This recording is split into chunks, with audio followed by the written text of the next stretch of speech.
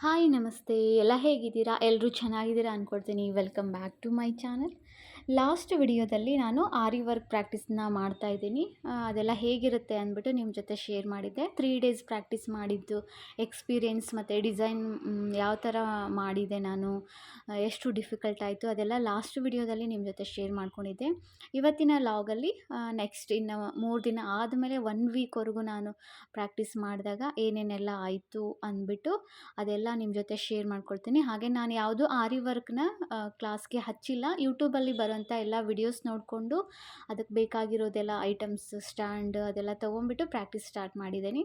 ನಾವು ಮಾಡ್ಬೋದಾ, ವಿಡಿಯೋಸೇ ನೋಡ್ಕೊಂಡು ಪ್ರಾಕ್ಟೀಸ್ ಮಾಡ್ಬೋದಾ ಅಂತ ಈ ವಿಡಿಯೋದಲ್ಲಿ ನಿಮ್ಮ ಜೊತೆ ಶೇರ್ ಮಾಡ್ಕೊಳ್ತಾ ಇದ್ದೀನಿ. ನಮ್ಮ ಲಕ್ಕಿಗೆ ಅವಳಿಗೆ ಮಧ್ಯಾಹ್ನ ಹೊಟ್ಟೆ ಹಸ್ವಾದರೆ, ಈವ್ನಿಂಗ್ ಹೊಟ್ಟೆ ಹಸ್ವಾದರೆ ಏನಾದರೂ ತಿನ್ನೋಕೆ ಕೊಡು ಅಂತ ಬಂದು ಕೇಳುತ್ತೆ. ಅಂದರೆ ನಾನು ಎಲ್ಲಿ ಕುತ್ಕೊಂಡಿರ್ತೀನೋ ಅಲ್ಲಿ ಬಂದು ಕೈಯೆಲ್ಲ ಹಿಂಗೆ ಶೇಕ್ ಹ್ಯಾಂಡ್ ಕೊಡೋ ಥರ ಮಾಡುತ್ತೆ. ಅಂದರೆ ಅದರ ಅರ್ಥ ಅದಕ್ಕೆ ಏನಾದ್ರು ತಿನ್ನೋಕೆ ಕೊಡಬೇಕು ಅಂತ. ಸೊ ಅದಕ್ಕೆ ಐಸ್ ಕ್ರೀಮ್ ಇತ್ತು 2, ನನಗೊಂದು ಅವಳಿಗೊಂದು ತಿನ್ನಿಸ್ತಾ ಇದ್ದೆ. ಸ್ವಲ್ಪ ಏನಕ್ಕೋ ತುಂಬ ಹೀಟ್ ಆಗಿದೆ ಅವಳಿಗೆ. ಇದು ನಮ್ಮ ಡಾಗ್ ಗೋಲ್ಡನ್ ರಿಟ್ರೀವರ್, ಲಕ್ಕಿ ಅಂತ ಹೆಸರು. ಸೊ ಅವಳಿಗೆ ಹೀಟ್ ಅನ್ನಿಸ್ತಾ ಇತ್ತು. ಸೊ ಅದಕ್ಕೆ ಕೋಲ್ಡ್ ಆಗಿರೋದು ಏನಾರು ತಿನ್ನಿಸೋಣ ಅಂದ್ಬಿಟ್ಟು ಐಸ್ ಕ್ರೀಮ್ ತಿನ್ನಿಸ್ತಾ ಇದ್ದೆ. ಜಾಸ್ತಿ ತಿನ್ನಿಸ್ಬಾರ್ದು ಅಂತೆ. ಸೊ ನಾನೇನು ಪದೇ ಏನು ತಿನ್ನಿಸಲ್ಲ, ಯಾವಾಗೋ 1 ವರ್ಷಕ್ಕೊಂದು ಸರಿ ಈ ಥರ ತಿನ್ನಿಸೋದು. ತುಂಬ ದಿನಗಳೇ ಆಗೋಗಿತ್ತು. ತುಂಬ ಹಾಟ್ ಬಿಸಿಲಿತ್ತಲ್ಲ ಆವಾಗ ತಿನ್ನಿಸಿದ್ದೆ. ಬಿಟ್ಟರೆ ಇವಾಗ ಮತ್ತೆ ಒಂದು ಆಫ್ಟರ್ 6-7 ಮಂತ್ಸ್ ಆದಮೇಲೆ ತಿನ್ನಿಸ್ತಾ ಇದ್ದೆ. ಅದಾದಮೇಲೆ ಆರಿ ವರ್ಕ್ ಲಾಸ್ಟ್ ಲಾಗಲ್ಲಿ ನಾನು ಏನು ಹೇಳಿದ್ದೆ ಅಂದರೆ ಸ್ಟ್ಯಾಂಡ್ ಅದೆಲ್ಲ ತೊಗೊಳ್ಬೇಕಿತ್ತಂದರೆ ನಾರ್ಮಲಿ ಇವಾಗ ನನ್ನ ಹತ್ರ ಇರೋ ಸ್ಟ್ಯಾಂಡ್ ರೌಂಡ್ ಫ್ರೇಮ್ ಇದೆ. ರೌಂಡಾಗಿ ಬರುತ್ತಲ್ವ ಆರಿ ಫ್ರೇಮು, ಅಥವಾ ಯಾವುದೇ ನಾವು ಫ್ಯಾಬ್ರಿಕ್ ಪೇಂಟ್ ಮಾಡೋದಿದ್ರೆ ಕ್ರಾಫ್ಟ್ ವರ್ಕಿಗೆ ಎಲ್ಲದಕ್ಕೂ ಹೆಚ್ಚಾಗಿ ಇದನ್ನೇ ರೌಂಡ್ ಫ್ರೇಮ್ನೇ ಯೂಸ್ ಮಾಡ್ತಾರೆ. ಬಟ್ ಇವಾಗ ಯಾವ ಥರ ಬಂದಿದೆ ಅಂದರೆ ಬಾಕ್ಸ್ ಥರ ಬಂದಿದೆ ಆರಿ ಫ್ರೇಮ್. ಅದನ್ನು ನೋಡಿಬಿಟ್ಟು ತೊಗೊಳ್ಳಿ ಆಯಿತಾ. ಇದು ನಾನು ತೊಗೊಂಡಿದ್ದೀನಲ್ವ, ಒಂದು 300-400ವರೆಗೂ ನಾನು ಕೊಟ್ಟಿದ್ದೆ. ಇದನ್ನು ಮರ್ತುಬಿಟ್ಟಿದ್ದೀನಿ, ತೊಗೊಂಡು ತುಂಬ ದಿನ ಆಯಿತು, ಪ್ರಾಕ್ಟೀಸೇ ಮಾಡಿಲ್ಲ, ತೊಗೊಂಡು ಹಾಗೇ ಇಟ್ಬಿಟ್ಟಿದ್ದೆ. ಸೊ ಹೇಗಿದೆ ಅಂದರೆ ಕಾಲುಗಳು 4 ಕಾಲುಗಳು ಅದಕ್ಕೆ ನಟ್ ಕೊಟ್ಟಿರ್ತಾರೆ, ಫಿಕ್ಸ್ ಮಾಡಬೇಕು. ರೌಂಡ್ ಫ್ರೇಮ್ಗೆ 4 ಕಾಲನ್ನ ಫಿಕ್ಸ್ ಮಾಡಬೇಕು. ಅದು ಏನೇ ಆಗ್ತಿದೆ ಅಂದರೆ ಫುಲ್ಲು ಅಲುಗಾಡುತ್ತೆ, ಗಟ್ಟಿಯಾಗಿ ನಿಲ್ಲಲ್ಲ. ಪ್ರಾಕ್ಟೀಸ್ ಮಾಡೋದಕ್ಕೆ ತುಂಬಾ ಪ್ರಾಬ್ಲಮ್ ಆಗುತ್ತೆ. ಸೊ ಹಾಗಾಗಿ ನೀವು ಯಾರಾದರೂ ಆರಿ ವರ್ಕ್ ಪ್ರಾಕ್ಟೀಸ್ ಮಾಡಲೇಬೇಕು, ತುಂಬ ಇಂಟ್ರೆಸ್ಟ್ ಇದೆ ಅಂತ ಹೇಳಿದರೆ ಹೇಗಿದ್ದರೂ ಪ್ರಾಕ್ಟೀಸ್ ಮಾಡಲೇಬೇಕಲ್ವ. ಫ್ಯೂಚರಲ್ಲೂ ನಾವು ಅದನ್ನು ಯೂಸ್ ಮಾಡ್ಕೊಳ್ತೀವಿ ಪ್ರಾಕ್ಟೀಸ್ ಮಾಡಿದ್ದು ಅಂತ ಇದ್ದರೆ ಸ್ಟ್ಯಾಂಡರ್ಡ್ ಆಗಿರೋದೇ ತೊಗೊಂಬಿಡಿ. ನಂತರ ಇದು ನಾರ್ಮಲ್ ಕಡಿಮೆ ರೇಟಿಂದಲ್ಲ ಪ್ರಾಕ್ಟೀಸ್ಗೆಲ್ಲ ನಡೆಯುತ್ತೆ ಅಂದ್ಬಿಟ್ಟು ಈ ಥರ ತೊಗೊಳಕ್ಕೆ ಹೋಗಬೇಡಿ. ತುಂಬ ಕಷ್ಟ ಆಗುತ್ತೆ, ಸ್ಟ್ಯಾಂಡ್ ನಿಲ್ಲೋದೇ ಇಲ್ಲ, ಶೇಕ್ ಆಗ್ತಾನೆ ಇರುತ್ತೆ. ಈಗ ಯೂಟ್ಯೂಬಲ್ಲಿ ಒಂದಿಷ್ಟು ವಿಡಿಯೋಸಲ್ಲಿ ಅವರು ವಿಡಿಯೋ ಮಾಡ್ತಾರಲ್ವ, ಅವರೇ ಅದನ್ನು ಸೇಲ್ ಕೂಡ ಮಾಡ್ತಾರೆ. ಆರಿ ಬಾಕ್ಸ್ ಫ್ರೇಮ್ ಅಂತ ಬರುತ್ತೆ, ಬಾಕ್ಸ್ ಶೇಪ್ ಫ್ರೇಮ್ ಅಂತ ಚೌಕಾಗಿ ಇರುತ್ತೆ. ಹಾಗೆ ನಾವು ಇದನ್ನು ಬಟ್ಟೆನ ಫ್ರೇಮಲ್ಲಿ ಹಾಕ್ತೀವಲ್ವ, ಸ್ವಲ್ಪ ಟೈಟಾಗಿಯೇ ಹಾಕಬೇಕು. ವರ್ಕ್ ಮಾಡುವಾಗ ಜಗ್ಗಿ ಹಾಕಬೇಕಾಗುತ್ತೆ. ಸೊ ಹಾಗಾಗಿ ಸಮ್ ಟೈಮು ಬಟ್ಟೆ ಹಾಳಾಗೋ ಚಾನ್ಸಸ್ ಇರುತ್ತೆ. ಕೆಲವೊಂದು ಸಾಫ್ಟಾಗಿ ಬಟ್ಟೆ ಇದ್ದರೆ ಹಾಳಾಗೋ ಚಾನ್ಸಸ್ ಇರುತ್ತೆ. ಬಟ್ ಅದು ಹೇಗೆ ಕಂಡು ಹಿಡ್ದಿದ್ದಾರೆ ಅಂದರೆ, ನಾವು ಅದನ್ನು ಮತ್ತೆ ಒಂದು ಫ್ರೇಮ್ ಮೇಲೆ ಫ್ರೇಮ್ ಹಾಕೋದು ಇರಲ್ಲ, ಸೈಡಲ್ಲಿ ಟೈಟಾಗಿ ಹಿಡ್ಕೊಂಬಿಟ್ಟು ಕ್ಲಿಪ್ಸ್ನ ಹಾಕೋದಿರುತ್ತೆ. ಸುತ್ತಲೂ ಬಟ್ಟೆಗೆ ಕ್ಲಿಪ್ಸ್ ಹಾಕಿ ಮಾಡೋದು ತುಂಬ ಚೆನ್ನಾಗಿದೆ ಅದು ನೋಡೋದಕ್ಕೇ. ನಾನು ಫುಲ್ ಪರ್ಫೆಕ್ಟಾಗಿ ಕಲಿತಾದ್ಮೇಲೆ ನಾನೇನಾದರೂ ಇದನ್ನು ವರ್ಕ್ನ ಪ್ರೊಫೆಷ್ನಲಾಗಿ ತೊಗೊಂಡ್ರೆ ನಾನು ಪಕ್ಕಾ ಅದೇ ಥರ ಸ್ಟ್ಯಾಂಡನ್ನ ತೊಗೊಳ್ತೀನಿ. ಈಗ ಸದ್ಯಕ್ಕೆ ಇದೇ ನಾರ್ಮಲ್ ಸ್ಟ್ಯಾಂಡಲ್ಲಿ ಸ್ವಲ್ಪ ಕಷ್ಟ ಆದರೂ ಪರವಾಗಿಲ್ಲ ಅಂತ ಸ್ಟಾರ್ಟ್ ಮಾಡಿದ್ದೀನಿ. ಸ್ಟಾರ್ಟಿಂಗ್ ಒಂದು 3-4 ಡೇಸ್ ಪ್ರಾಕ್ಟೀಸ್ ಆದಮೇಲೆ, 3-4 ಡೇಸ್ ಅಲ್ಲ, ಆಲ್ಮೋಸ್ಟ್ 1 ವೀಕೇ ಪ್ರಾಕ್ಟೀಸ್ ಮಾಡಿದೆ. ಬೇಸಿಕ್ ಸ್ಟಿಚಸ್ ಎಲ್ಲ ತುಂಬ ಕಷ್ಟ ಆಯಿತು. ಹೆಂಗೆ ಅನ್ನಿಸ್ತಾ ಇತ್ತು ಅಂದರೆ ನನಗೆ ಆಗೋದೇ ಇಲ್ಲಪ್ಪ ಕಲಿಯೋದಕ್ಕೆ ಅಂತ, ಆ ಥರ ಎಲ್ಲ ಸ್ಟ್ರಗಲ್ ಬರ್ತಾಯಿತ್ತು. ಏನಕ್ಕೆ ಅಂದರೆ ಫಸ್ಟು ಸ್ಟ್ಯಾಂಡ್ ಚೆನ್ನಾಗಿಲ್ಲ. ಹಾಗೆ ಇದನ್ನು ಪ್ರಾಕ್ಟೀಸ್ ಮಾಡಬೇಕಂದ್ರೆ ಬಿಗಿನರ್ಸ್ಗೆ ಅದರದ್ದೇ ಕ್ಲಾತ್ ಇರುತ್ತೆ. ಅದೇ ಕ್ಲಾತ್ನ ತೊಗೊಂಡು ನಾವು ಪ್ರಾಕ್ಟೀಸ್ ಮಾಡಿದರೆ ನಮಗೆ ಹಿಂಗೆ ನೀಡಲ್ನ ಚುಚ್ಚಿಬಿಟ್ಟು ಹೊರಗೆ ತೆಗಿಬೇಕಲ್ವ, ಆವಾಗ ನೀಟಾಗಿ ಹೊರಗೆ ಬರುತ್ತೆ. ಇದು ಬೇರೆ ಬಟ್ಟೆಯಿಂದ ಆದರೆ ಸ್ವಲ್ಪ ಈ ಬಟ್ಟೆದು ನಾನೀಗ ಹಸಿರು ಕಲರ್ ಬ್ಲೌಸ್ ಪೀಸ್ ತೊಗೊಂಡು ಮಾಡ್ತಿದ್ದೀನಿ, ಇದ್ರದ್ದೇ ಎಳೆ ಕೂಡ ನಮಗೆ ನೀಡಲಲ್ಲಿ ಸುತ್ಕೊಂಡು ಬಂದುಬಿಡ್ತಾ ಇದೆ. ನಾನು ವರ್ಕ್ ಮಾಡಬೇಕಾಗಿರೋ ಥ್ರೆಡ್ ಪ್ಲಸ್ ಇದು ಬಟ್ಟೆದೊಂದು ಥ್ರೆಡ್ 2 ಗಂಟು ಆಗಿಬಿಟ್ಟು ಹೊರಗೆ ಬರ್ತಿದೆ. ಬಟ್ಟೆ ಎಲ್ಲ ಹರಿದೋಗ್ಬಿಡುತ್ತೆ ಅನ್ನೋ ಥರ, ಅಥವಾ ಶ್ರಿಂಕ್ ಆಗ್ತಾಯಿದೆ ಬಟ್ಟೆ, ಆ ಥರ ಎಲ್ಲ ಸ್ಟಾರ್ಟಿಂಗ್ ಆಗೋಯಿತು. ನಾನು ಲಾಸ್ಟ್ ವಿಡಿಯೋದಲ್ಲಿ ಅದನ್ನು ಇದು ವರ್ಕ್ ಯಾವ ಥರ ಇದೆ ಅಂತ ವಿಡಿಯೋಸ್ ಹಾಕಿದ್ದೀನಿ. ಇದರಲ್ಲೂ ಒಂದು ಚೂರೇ ಆ್ಯಡ್ ಮಾಡಿದ್ದೀನಿ, ತೋರಿಸ್ತೀನಿ ಮುಂದೆ. ಸೊ ಅಷ್ಟೆಲ್ಲ ಸ್ಟ್ರಗಲ್ ಆಯಿತು, ಮಾಡೋದಕ್ಕೆ ಆಗಲ್ವೇನೋ ಅಂತ ಅನ್ನಿಸ್ತು. ಬಟ್ ಇವಾಗ ಅನ್ನಿಸ್ತಾ ಇದೆ ಆರಾಮಾಗಿ ಮಾಡ್ಬೋದು. ಸ್ವಲ್ಪ ನಾವು ಹೇಗಾದರೂ ಆಗಲಿ ಪ್ರಾಕ್ಟೀಸ್ ಮಾಡಿದ್ವಿ ಅಂದರೆ ಮಾಡ್ತಾ ಮಾಡ್ತಾ ಈಸಿ ಆಗುತ್ತೆ. ಹೇಳ್ತಾರಲ್ವ, ಪ್ರಾಕ್ಟೀಸ್ ಮೇಕ್ಸ್ ಮ್ಯಾನ್ ಪರ್ಫೆಕ್ಟ್ ಅಂತ. ಸೊ ಅದೇ ರೀತಿ ಏನು ಲಕ್ಕಿ, ನಾನು ಮಾತಾಡ್ತಿದ್ದೀನಿ ತಾನೇ, ಇಲ್ಲಿ ಸೌಂಡ್ ಮಾಡ್ತೀಯಾ? ನಮ್ಮ ಲಕ್ಕಿ ಯಾರಿಗೂ ಕೂಗ್ತಾ ಇದೆ, ಸೌಂಡ್ ಆಯಿತು, ಸಾರಿ. ಆಮೇಲೆ ಏನೋ ಹೇಳ್ತಾ ಇದ್ನಲ್ವ, ಅದೇ ಪ್ರಾಕ್ಟೀಸ್ ಮೇಕ್ಸ್ ಮ್ಯಾನ್ ಪರ್ಫೆಕ್ಟ್ ಅಂತಾರೆ. ಸೊ ಅದೇ ರೀತಿ ಡೈಲಿ ಸ್ವಲ್ಪ ನಾವು 1 ಅವರ್ 2 ಅವರ್ ಕೊಟ್ಟು ಪ್ರಾಕ್ಟೀಸ್ ಮಾಡಿದರೆ ಈಸಿ ಆಗ್ತಾ ಬರುತ್ತೆ. ಇವಾಗೇನು ತುಂಬ ಪರ್ಫೆಕ್ಟ್ ಏನಾಗಿಲ್ಲ, ಬಟ್ ನನಗೆ ಫಸ್ಟು ಒಂದು ವೀಕಲ್ಲಿ ಪ್ರಾಕ್ಟೀಸ್ ಮಾಡಿದ್ದಕ್ಕೂ ಈಗೂ ಸ್ವಲ್ಪ ಡಿಫ್ರೆನ್ಸ್ ಅನ್ನಿಸ್ತಾ ಇದೆ. ಸ್ವಲ್ಪ ಈಸಿ ಆಗ್ತಾ ಇದೆ. ಹಾಗೆ ಕೆಲವೊಂದು ನೀಡಲ್ಸ್ ಸ್ವಲ್ಪ ನಮಗೆ ಡಿಫಿಕಲ್ಟ್ ಮಾಡ್ತಾ ಇರುತ್ತೆ, ಕಷ್ಟ ಕೊಡ್ತಿರುತ್ತೆ. ನೀಡಲ್ನ ಚೇಂಜ್ ಮಾಡಿಕೊಂಡು ಪ್ರಾಕ್ಟೀಸ್ ಮಾಡಿದಾಗ ಓಕೆ ನನಗೆ ಬರೋದಕ್ಕೆ ಸ್ಟಾರ್ಟ್ ಆಯಿತು. ಇನ್ನೂ ಸ್ಪೀಡ್ ಕಡಿಮೆ ಇದೆ, ಇಲ್ಲಿ ಸುಮ್ಮನೆ ಲಾಂಗ್ ವಿಡಿಯೋ ಆಗುತ್ತೆ ಅಂದ್ಬಿಟ್ಟು ಫಾರ್ವರ್ಡ್ ಮಾಡಿದ್ದೀನಿ, ಅದಕ್ಕೆ ಸ್ಪೀಡ್ ಮಾಡ್ತಾಯಿದ್ದೀನಿ ಅನ್ನೋ ಥರ ಕಾಣಿಸ್ತಾ ಇದೆ. ಬಟ್ ವರ್ಕ್ ಸ್ವಲ್ಪ ಸ್ಲೋ ಇದೆ. ಹೋಗ್ತಾ ನನಗೆ ಸ್ಪೀಡಾಗಿ ಬರುತ್ತೆ ಅಂತ ಅಂದ್ಕೊಂಡಿದ್ದೀನಿ. ಅದೇ ಕಂಪೇರಿಟಿವ್ಲಿ 1 ವೀಕಿಗೂ ಈಗೂ ಭಾಳ ಡಿಫ್ರೆನ್ಸ್ ಇದೆ. ಮಾಡ್ಬೋದು ಈಸಿಯಾಗಿ. ಸ್ಟಾರ್ಟಿಂಗ್ ಹೇಳಿದ್ನಿ ಅಲ್ವಾ, ತುಂಬ ಕಷ್ಟ ಅನ್ನಿಸ್ತು, ಆಗೋದೇ ಇಲ್ಲ ಅನ್ನಿಸ್ತು. ಮತ್ತು ನೀವು ಯಾರಾದರೂ ಪ್ರಾಕ್ಟೀಸ್ ಮಾಡಬೇಕಿದ್ರೆ ಅಥವಾ ಈಗ ಸ್ಟಾರ್ಟ್ ಮಾಡಿದರೆ ಹಾಗನ್ನಿಸುತ್ತೆ, ನೀವೂ ಕಂಟಿನ್ಯೂ ಮಾಡಿ. ಆಮೇಲೆ ಸ್ಟಾರ್ಟಿಂಗ್ ಏನಾಗುತ್ತೆ ಅಂದರೆ ನೆಲದ ಮೇಲೆ ಕುತ್ಕೊಂಡೇ ಮಾಡಬೇಕು, ಕಂಫರ್ಟಾಗಿ ಆಗುತ್ತೆ ಅಂದ್ಬಿಟ್ಟು. ನಾವು ಚೇರ್ ಗೀರೆಲ್ಲ ಹಾಕ್ಕೊಂಡು ಕೂರೋಕ್ಕಾಗಲ್ಲ. ಸೊ ನೆಲದ ಮೇಲೆ ಕಾಲು ಮಡ್ಚ್ಕೊಂಡು ಕುತ್ಕೊಂಡು ವರ್ಕ್ ಮಾಡಬೇಕಾಗಿದ್ದಾಗ ಸ್ವಲ್ಪ ಕಾಲು ಜುಮ್ ಆಗುತ್ತೆ. ಮತ್ತು ಇದು ಬಲಗೈಯಿಂದ ಮಾಡ್ತಿರ್ತೀವಲ್ವ, ಬಲಗೈ ಶೋಲ್ಡರ್ ಹತ್ರ ಸ್ವಲ್ಪ ಬೆನ್ನಿನ ಹತ್ರ ಪೇಯ್ನ್ ಬಂದಂಗೆ ಆಗುತ್ತೆ. ಬಟ್ ಅದು ಹಾಗೆ ಕಂಟಿನ್ಯೂ ಅದೇ ರೀತಿ ಆಗಿಬಿಡುತ್ತೆ ಅಂತ ನಾನು ಅಂದ್ಕೊಂಡ್ಬಿಟ್ಟಿದ್ದೆ. ಬಟ್ ಆವಾಗ ಸ್ಟಾರ್ಟಿಂಗ್ ಪ್ರಾಕ್ಟೀಸ್ ಮಾಡ್ತಿರ್ತೀವಲ್ವ, ಸೊ ಅದಕ್ಕೆ ಹಾಗೆ ಅನ್ನಿಸ್ತಿರುತ್ತೆ. ಪ್ರಾಕ್ಟೀಸ್ ಮಾಡ್ತಾ ಅದು ಬಾಡಿನೂ ಅಷ್ಟೇನು ಪೇಯ್ನ್ ಅನಿಸಲ್ಲ. ಯಾರಾದರೂ ಟ್ರೈ ಮಾಡಿ, ಅಥವಾ ಈ ಥರ ಪೇಯ್ನ್ ಅನಿಸ್ಬಿಟ್ಟು ಅಥವಾ ಆಗಲ್ಲ ಅಂತ ಬಿಟ್ಟಿದ್ರೆ ಟ್ರೈ ಮಾಡಿ. ನಿಮ್ಮ ಹತ್ರ ಎಲ್ಲ ಅದರದ್ದು ಮಟೀರಿಯಲ್ ಇತ್ತು ಅಂದರೆ ಈಸಿ ಆಗುತ್ತೆ. ನೋಡಿ, ಈಗ ನಾನು ಏನು ಮಾಡಿದೆ, ನಾನೇ ಇದು ನಾರ್ಮಲ್ ಒಂದು ಶೇಪ್ ಹಾಕ್ಕೊಂಡಿದ್ದೀನಿ. ಬ್ಲೌಸ್ದು ಬ್ಯಾಕಲ್ಲಿ ಶೇಪ್ ಬರುತ್ತಲ್ವ, ಆ ರೀತಿ ಶೇಪ್ ಹಾಕ್ಕೊಂಡು ಒಂದು ಲೀಫು ಮತ್ತು ಫ್ಲವರ್ನ ತೆಗೆದ್ಬಿಟ್ಟು ಅದನ್ನು ವರ್ಕ್ ಮಾಡೋದಕ್ಕೆ ಟ್ರೈ ಮಾಡ್ತಾಯಿದ್ದೆ. ಓಕೆ ಇದು ಚೆನ್ನಾಗಿ ಬಂದಿದೆ.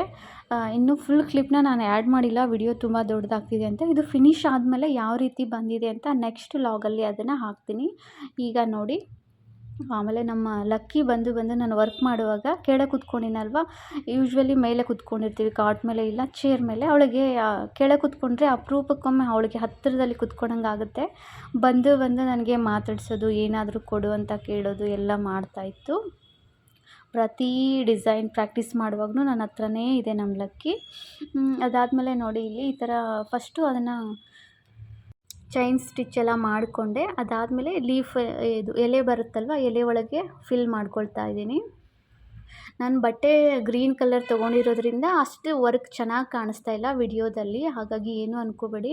ನಾನು ಕ್ಯಾಮ್ರಾ ಸೆಟ್ ಮಾಡಿರ್ತೀನಲ್ವ, ಅದು ಕಾಣಿಸ್ತಿದ್ದೀನಾ ಇಲ್ವಾ ಗೊತ್ತೇ ಆಗೋಲ್ಲ. ಕ್ಯಾಮ್ರಾಗೂ ನನಗೂ ಸ್ವಲ್ಪ ಡಿಸ್ಟೆನ್ಸ್ ಇರುತ್ತೆ, ಹಿಂಗೆ ಕಾಣಿಸ್ತಾನೆ ಇರಲಿಲ್ಲ.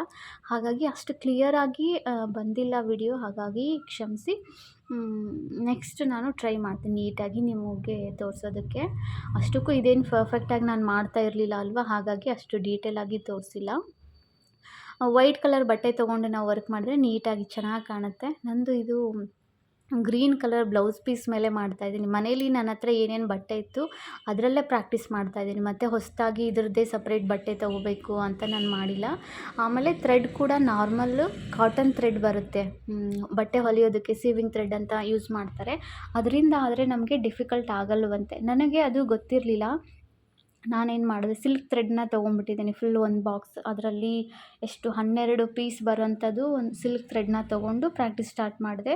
ಸಿಲ್ಕ್ ಥ್ರೆಡ್ಡಿಂದ ಡಿಫಿಕಲ್ಟ್ ಆಗುತ್ತೆ ಅಂತ ಎಲ್ಲರೂ ಹೇಳ್ತಾಯಿದ್ರು. ನಾನು ಅದನ್ನು ಚೆಕ್ ಮಾಡೇ ಇಲ್ಲ, ಹಾಗೆ ನೋಡಿದೆ ಡಿಸೈನ್ ಕಲ್ತ್ರಾಯ್ತು ಅಂತ. ಥ್ರೆಡ್ ಅಲ್ಲ ಯಾವುದಾದ್ರೂ ಅಂದ್ಬಿಟ್ಟು ಸಿಲ್ಕ್ ಥ್ರೆಡ್ ಚೆನ್ನಾಗಿ ಕಾಣುತ್ತೆ ಅಂತ ತೊಗೊಂಡ್ಬಿಟ್ಟೆ. ಅದು ಬೇರೆ ಸಿಲ್ಕ್ ಥ್ರೆಡ್ ಆಗಿದ್ದರಿಂದ ಇಷ್ಟು ಡಿಫಿಕಲ್ಟ್ ಕಾಣಿಸ್ತಾ ಇತ್ತು ಅಂದರೆ, ಹಿಂಗೆ ನೀಡಲ್ನ ಬಟ್ಟೆಯಲ್ಲಿ ಚುಚ್ಚಿಬಿಟ್ಟು ತೆಗಿವಾಗ ದಾರ ಸೀಳ್ಬಿಡ್ತಾ ಇದೆ, ಕರೆಕ್ಟಾಗಿ ದಾರ ಹೊರಗೆ ಬರ್ತಾ ಇರಲಿಲ್ಲ, ಸೀಳ್ಬಿಡ್ತಾ ಇತ್ತು. ಬಟ್ ಇವಾಗ ನನಗೆ ನೋ ಪ್ರಾಬ್ಲಮ್, ಸಿಲ್ಕ್ ಥ್ರೆಡ್ಡಿಂದ ಕೂಡ ನಾನು ಮಾಡ್ಬೋದು ಅಂತ ಅನ್ನಿಸ್ತಾ ಇದೆ.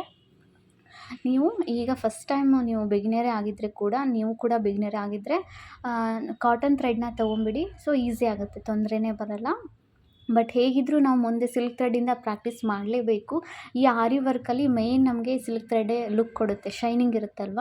ಸೊ ಹಾಗಾಗಿ ಅದನ್ನು ನಾವು ಪ್ರಾಕ್ಟೀಸ್ ಮಾಡಲೇಬೇಕಾಗಿರೋದ್ರಿಂದ ನನಗೆ ಅದನ್ನು ಟ್ರೈ ಮಾಡಿ. ಒಂದು ಸರಿಗೆ ಫಸ್ಟ್ ಕಾಟನ್ ಥ್ರೆಡ್ಡಿಂದ ಮಾಡಿ, ಅದಾದಮೇಲೆ ಸಿಲ್ಕಿಂದ ಪ್ರಾಕ್ಟೀಸ್ ಮಾಡಿ. ನೋಡಿ ಈಗ ಆಲ್ಮೋಸ್ಟ್ 2 ಲೀಫ್ನ ಫಿಲ್ ಮಾಡಿದೆ. ಇದೇ ರೀತಿ ಕಂಪ್ಲೀಟಾಗಿ ಎಲ್ಲ ಲೀಫ್ನ ಫಿಲ್ ಮಾಡಿ ಫ್ಲವರ್ ಎಲ್ಲ ಮಾಡಿದ್ದೀನಿ. ಯಾವ ಥರ ಎಲ್ಲ ಬಂದಿದೆ ಅಂತ ನಾನು ನೆಕ್ಸ್ಟ್ ವ್ಲಾಗಲ್ಲಿ ತೋರಿಸ್ತೀನಿ.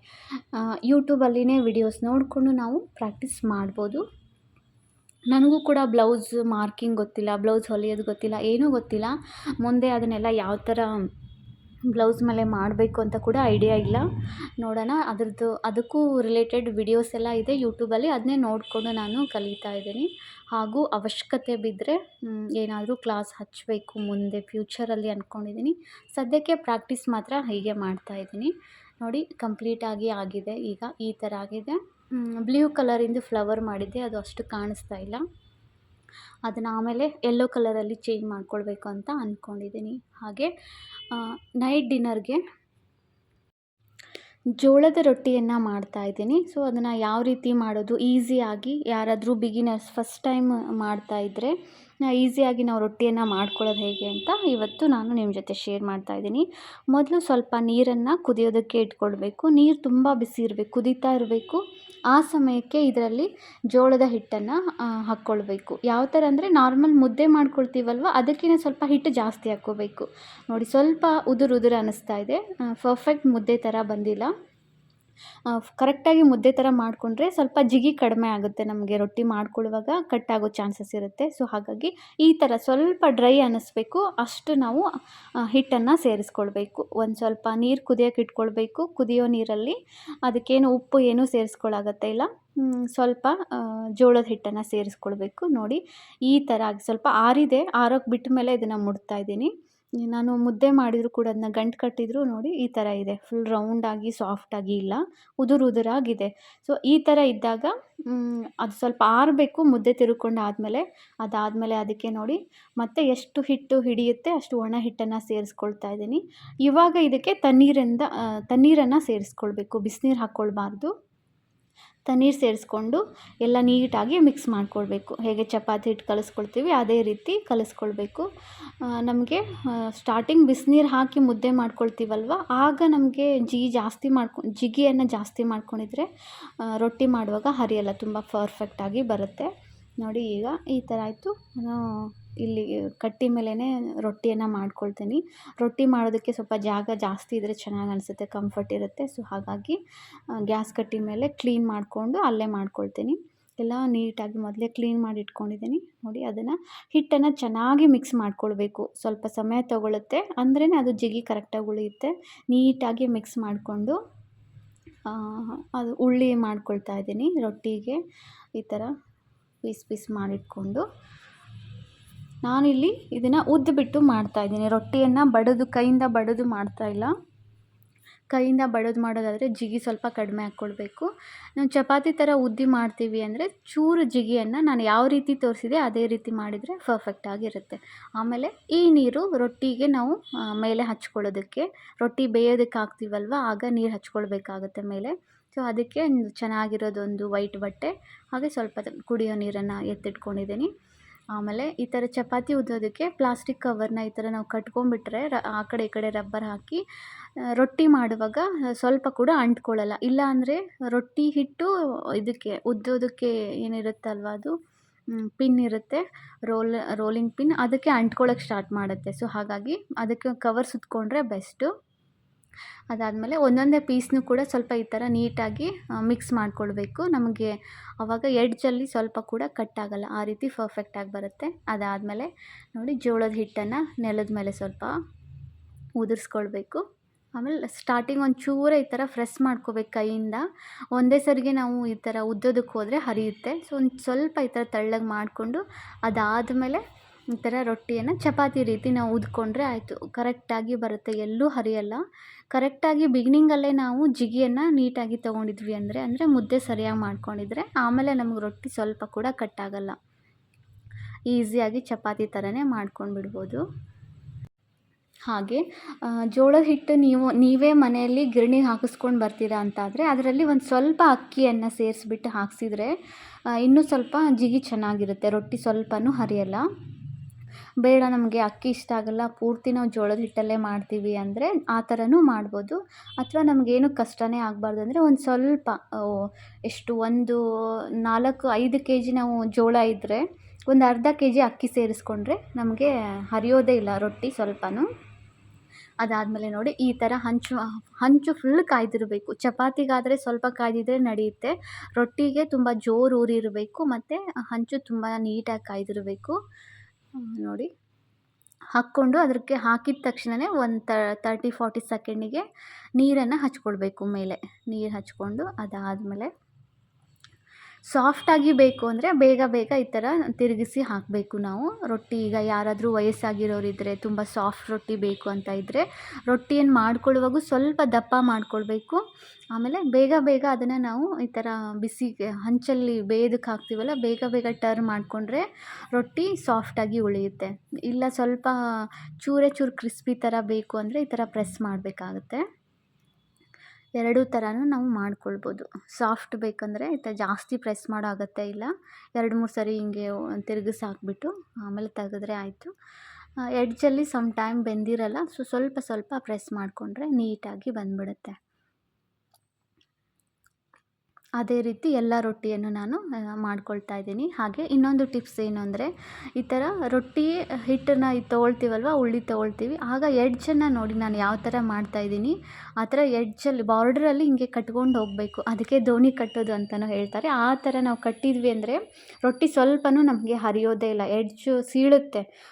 ಸ್ಟಾರ್ಟಿಂಗ್ ಫಸ್ಟ್ ಟೈಮ್ ಯಾರಾದರೂ ಮಾಡ್ತಾಯಿದ್ರೆ ಅಥವಾ ಹಿಟ್ಟಿನ ಜಿಗಿ ಕಡಿಮೆ ಇದ್ದರೆ ಸಮ್ ಟೈಮ್ ಏನಾಗುತ್ತೆ, ರೊಟ್ಟಿ ಉದ್ದಿದಂಗೆ ಅದು ಸೀಳ್ತಾ ಹೋಗ್ಬಿಡುತ್ತೆ, ಶೇಪ್ ಕೂಡ ಚೆನ್ನಾಗಿ ಬರಲ್ಲ.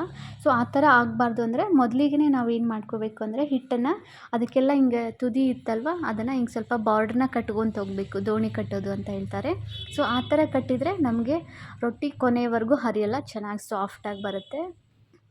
ಹಾಗೆ ನಮ್ಮ ಲಕ್ಕಿಗೆ ಹೊಟ್ಟೆ ಹಸಿವಾಗಿತ್ತು ಅನಿಸುತ್ತೆ, ಕೇಳ್ತಾಳೆ. ಅವಳಿಗೆ ಹೊಟ್ಟೆ ಹಸಿವಾದರೆ ಏನಾದರೂ ಕೊಡು ಅಂತ ಕಾಲಿಂಗೆ ಇಡ್ತಿದ್ದಾಳೆ ನೋಡಿ, ಆ ಥರ ಮಾಡಿದ್ರೆ ಅವಳಿಗೆ ಹೊಟ್ಟೆ ಹಸಿವಾಗಿದೆ ಅಂತ ಕೇಳ್ತಾಳೆ.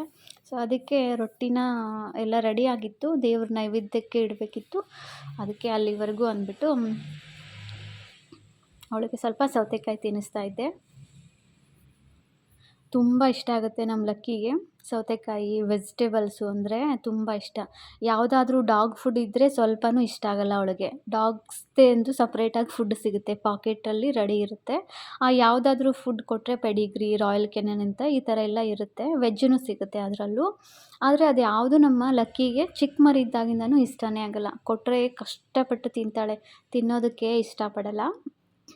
ಆದರೆ ಈ ಥರ ವೆಜಿಟೇಬಲ್ಸ್ ಕೊಡಿ, ನೀವು ಹಣ್ಣುಗಳು ಕೊಡಿ, ಆ್ಯಪಲ್ಲು, ಸೌತೆಕಾಯಿ ಮತ್ತು ಕ್ಯಾರೆಟ್ ಅಷ್ಟು ಇಷ್ಟ ಆಗಲ್ಲ, ಬೀಟ್ರೂಟ್ ಇಷ್ಟ ಆಗುತ್ತೆ. ಮತ್ತಿನ್ನೇನು ಎಲ್ಲ ವೆಜಿಟೇಬಲ್ಲು ತಿನ್ನುತ್ತೆ ನಮ್ಮ ಲಕ್ಕಿ. ಸೊ ಅವಳಿಗೆ ಫೇವ್ರೇಟ್ ಸೌತೆಕಾಯಿ ಅಂದರೆ ಜಾಸ್ತಿನೇ ಇಷ್ಟ. ಅದನ್ನು ತಿನ್ನಿಸ್ತಾ ಇದ್ದೆ ಸ್ವಲ್ಪ. ಡೈಲಿ ಎವ್ರಿ ಡೇ ನಾವಾದರೂ ಡಯಟ್ ಮಾಡ್ತೀವೋ ಇಲ್ಲವೋ, ನಮ್ಮ ಲಕ್ಕಿ ಮಾತ್ರ ಮಸ್ತ್ ಡಯಟ್ ಮಾಡ್ತಾಳೆ. ಎವ್ರಿ ಡೇ ಸೌತೆಕಾಯಿ, ಹಸಿ ತರಕಾರಿಗಳು, ಹಣ್ಣುಗಳು ಏನಾದರೂ ತಿಂತಾ ಇರುತ್ತೆ. ಆಮೇಲೆ ಅದು ನೋಡಿ ಕವರ್ ಕೊಟ್ಟಿದ್ದೆ ಆಟ ಆಡೋಕ್ಕೆ ಅಂತ, ಅದೇನೋ ಅವಳದೇ ಅಂತೆ, ಮುಟ್ಟೋದಕ್ಕೆ ಕೊಡಲ್ಲ. ಅವಳಿಗೆ ಅಂತ ಥಿಂಗ್ಸ್ ಏನಾದರೂ ಒಂದು ಕೊಟ್ಟರೆ ಮುಗೀತು, ಅದನ್ನು ಬೇರೆ ಯಾರೂ ಮುಟ್ಟೋಂಗಿಲ್ಲ, ಅವಳೇ ಇಟ್ಕೋಬೇಕು ಅದನ್ನು. ಮಲಗುವಾಗೂ ಕೂಡ ಅದನ್ನು ಹಿಡ್ಕೊಂಡು ಅದ್ರ ಮೇಲೆ ತಲೆ ಇಟ್ಕೊಂಡು ಮಲಗ್ತಾಳೆ. ಜಾಗ ಚೇಂಜ್ ಮಾಡುತ್ತೆ ಮಲಗುವಾಗ, ಮಲಗಿರುತ್ತಲ್ಲ 2-3 ಜಾಗ ಚೇಂಜ್ ಮಾಡುತ್ತೆ ಡಾಗ್ಸ್ ಯೂಶ್ವಲಿ. ನಮ್ಮ ಲಕ್ಕಿನೂ ಹಾಗೆ ಒಂದು ಜಾಗದಲ್ಲಿ ಮಲಗಿರ್ತಾಳೆ, ನೆಕ್ಸ್ಟ್ ನಿದ್ದೆಗನ್ನಲ್ಲೇ ಇನ್ನೊಂದು ಜಾಗಕ್ಕೆ ಎದ್ದು ಹೋಗ್ಬೇಕಿರುತ್ತೆ. ಅವಳ ಟಾಯ್ಸ್ ಏನಿರುತ್ತಲ್ವ ಹೊಸದು, ಆ ಟಾಯ್ಸ್ನೆಲ್ಲ ಹಿಡ್ಕೊಂಡೇ ಹೋಗೋದು ಆ ಜಾಗಕ್ಕೆ. ಆ ಥರ ಮಗು ಥರ ಮಾಡುತ್ತೆ. ಯಾವ ಥರ ಖುಷಿಯಿಂದ ಜಿಗಿದಾಡ್ತಿದ್ದಾಳೆ ನೋಡಿ. ಅದನ್ನ ಕಸ್ಕೊಳಕ್ಕೆ ಹೋದರೆ ಮುಟ್ಟೋಕ್ಕೆ ಕೊಡಲ್ಲ, ಆ ಥರ.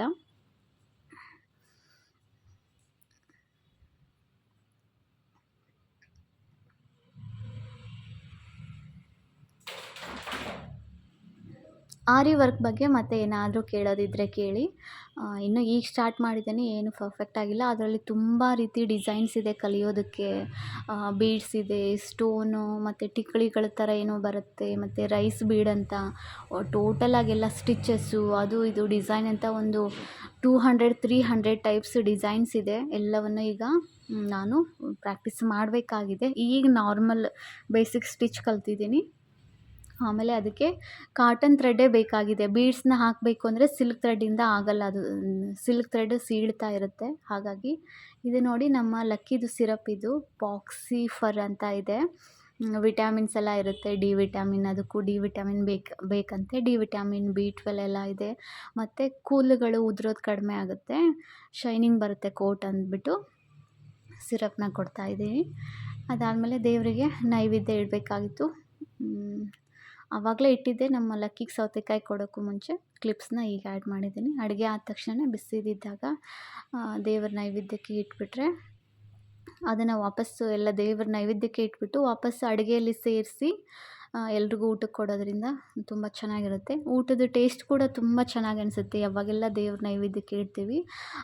ಆದಷ್ಟು ನಾವು ಎವ್ರಿ ಡೇನೇ ಇಡ್ತೀನಿ ನೈವೇದ್ಯ. ಈ ಥರ ಏನೋ ಸ್ಪೆಷಲ್ ಡೇಸ್ಗೆ ಅಥವಾ ಹುಣ್ಣಿಮೆ, ಅಮಾವಾಸ್ಯೆ ಈ ಥರ ಇಡಬೇಕು ಅಂತ ಇಲ್ಲ. ಪ್ರತಿದಿನ ಏನು ಬಿಸಿ ಅಡುಗೆ ಆಗುತ್ತೆ ಎವ್ರಿ ಡೇ ಇಡೋದ್ರಿಂದ ಏನಾಗುತ್ತೆ ಗೊತ್ತಾ, ಒಂದು ಹೇಳೋದಾದರೆ ಮನೇಲಿ ಯಾವಾಗಲೂ ಕೂಡ ಕಷ್ಟಗಳೇ ಬರಲ್ಲ, ಬಡತನ ಅನ್ನೋದು ಬರಲ್ಲ, ಊಟದಲ್ಲಿ ಬಡತನ ಅಂತ ಬರೋದು ಆ ಥರ ಏನೂ ಆಗಲ್ಲ. ಸೊ ಹಾಗಾಗಿ ಪ್ರತಿದಿನ ಏನಾದರೂ ನಿಮಗೀಗ ಪ್ರಾಬ್ಲಮ್ಸ್ ಬಂದಿದೆ ಅಂತ ಇಟ್ಕೊಳ್ಳಿ, ಏನೋ ಕಷ್ಟಗಳು ಬಂದಿದೆ ಅಥವಾ ಯಾವುದೋ ಕೆಲಸ ಭಾಳ ದಿನದಿಂದ ಆಗ್ತಾನೇ ಇಲ್ಲ, ಮೂಮೆಂಟೇ ಇಲ್ಲ, ಹಾಗೆ ನಿಂತುಬಿಟ್ಟಿದೆ, ಏನೂ ಇಂಪ್ರೂವ್ಮೆಂಟ್ ಇಲ್ಲ ಅಂತ ಏನಾರು ಅನ್ನಿಸ್ತಾ ಇತ್ತಂದರೆ 21 ದಿನ ಒಂದು ದಿನಾನೂ ಮಿಸ್ ಮಾಡದೆ ಕಂಟಿನ್ಯೂಸ್ ಆಗಿ ಯಾವ ಸಮಯಕ್ಕಾದರೂ ಆಗಲಿ ಅಡುಗೆ ತಯಾರಾದ ತಕ್ಷಣ ಬಿಸಿದು ಅಡುಗೆಯನ್ನು ದೇವರಿಗೆ ನೈವೇದ್ಯಕ್ಕೆ ಇಟ್ಬಿಟ್ರೆ ಇಟ್ಟು ನೋಡಿ ಎಷ್ಟು ಚೆನ್ನಾಗಿ ನಮ್ಮ ಎಲ್ಲ ಕೆಲಸಗಳು, ನಿಂತೋಗಿರೋಂಥ ಕೆಲಸಗಳಿರ್ಬೋದು ಅಥವಾ ಏನಾದರೂ ಕಂಟಕಗಳಿದೆ, ನೆಗೆಟಿವ್ ಅನ್ನಿಸ್ತಿದೆ, ನೆಗೆಟಿವ್ ಎನರ್ಜಿ ಫೀಲ್ ಆಗ್ತಿದೆ, ಲೋ ಎನರ್ಜಿ ಫೀಲ್ ಆಗ್ತಿದೆ, ಅದೆಲ್ಲ ಸರಿ ಆಗ್ತಾ ಬರುತ್ತೆ ಎಷ್ಟೆಷ್ಟು ನಾವು ದೇವರಿಗೆ ಪ್ರತಿದಿನ ನೈವೇದ್ಯನ ಇಡ್ತಾ ಹೋಗ್ತೀವಿ. ನೈವೇದ್ಯ ಇಟ್ಮೇಲೆ ಆ ಊಟನ ತೊಗೊಂಡು ಬಂದು ಊಟದಲ್ಲಿ ಮತ್ತು ಉಳಿದಿರೋ ಊಟದಲ್ಲಿ ಸೇರಿಸಿ ಎಲ್ಲರೂ ಊಟ ಮಾಡೋದ್ರಿಂದ ಅದು ಒಂಥರ ಚೆನ್ನಾಗಿ ಅನಿಸುತ್ತೆ. ಅದಾದಮೇಲೆ ಯಾವಾಗಲೂ ಜೋಳದ ರೊಟ್ಟಿಗೆ ಈ ಥರ ಕಾಂಬಿನೇಷನ್ ಚೆನ್ನಾಗಿ ಇತ್ತು ಅಂದರೆ ಊಟ ತುಂಬ ಚೆನ್ನಾಗಿ ಅನಿಸುತ್ತೆ. ಸೌತೆಕಾಯಿ, ಮೂಲಂಗಿ ಮತ್ತು ಸೊಪ್ಪು ಇತ್ತಂದರೆ, ಇವತ್ತು ಸೊಪ್ಪು ಮಿಸ್ ಆಗಿದೆ, ಮತ್ತು ಚಟ್ನಿ ಪುಡಿ, ಮೊಸರು, 2 ಥರ ಪಲ್ಯ, ಇದೆಲ್ಲ ತುಂಬ ಚೆನ್ನಾಗಿ ಅನಿಸುತ್ತೆ. ಮತ್ತು ಬ್ಯಾಲೆನ್ಸ್ಡ್ ಫುಡ್ ಇರುತ್ತೆ. ರೊಟ್ಟಿ ಜೊತೆಗೆ ಇವೆಲ್ಲವನ್ನು ಸೇರಿಸಿ ತಿನ್ನೋದ್ರಿಂದ ಡೈಜೆಷನ್ನು ಚೆನ್ನಾಗಾಗುತ್ತೆ, ಎಲ್ಲ ವಿಟಾಮಿನ್ಸ್ ಅದೆಲ್ಲ ಬ್ಯಾಲೆನ್ಸ್ ಆಗುತ್ತೆ ಅಂತ ಹೇಳ್ತಾರೆ. ಇದಾಗಿತ್ತು ಇವತ್ತಿನ ವಿಡಿಯೋ. ಹಾಗೆ ನಿಮ್ಮ ಎಲ್ಲ ಆಸೆ ಕನಸುಗಳು ಈಡೇರಲಿ ಅಂತ ಹಾರೈಸ್ತಾ ಈ ವಿಡಿಯೋನ ಇಲ್ಲಿಗೆ ಕ್ಲೋಸ್ ಮಾಡ್ತಾ ಇದ್ದೀನಿ. Thank you friends, thanks for watching my video.